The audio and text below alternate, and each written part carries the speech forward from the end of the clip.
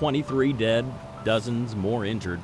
The F5 tornado that ravaged Guin, Alabama during the super tornado outbreak of 1974 left little to the norm and little to build on. Everything revolves around before the tornado or after the tornado. That was a running sentiment of those that survived that hellacious night of that devastating tornado.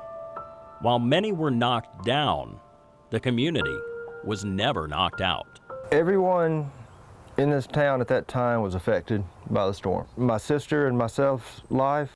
Many lost everything, while others were hardly touched.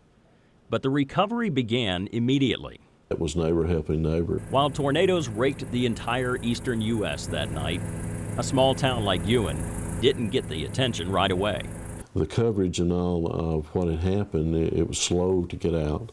And I think we had to depend on each other. Today, the mayor of Guin, Phil Seagraves, has used experience of neighbors and April 27th on how to keep his community prepared. We've learned some from listening to Walt Maddox and talking about some of the problems Walt had in Tuscaloosa that you just don't think of unless you're experiencing that situation.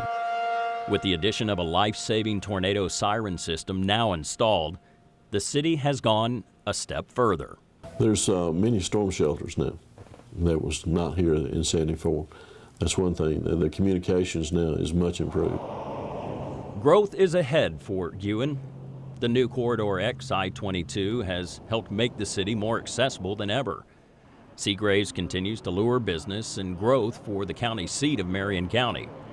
For Keith Miller, Reba Miller, and many other survivors, that terrifying night will never leave their memory. Guin will always be weary of the dark clouds and watch the skies. They hope sharing their story 40 years later will be a reminder to the next generation of Guin and all of Alabama.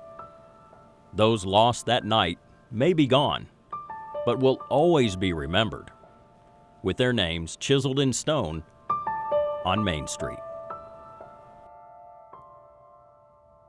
Mark Prater, CBS 42.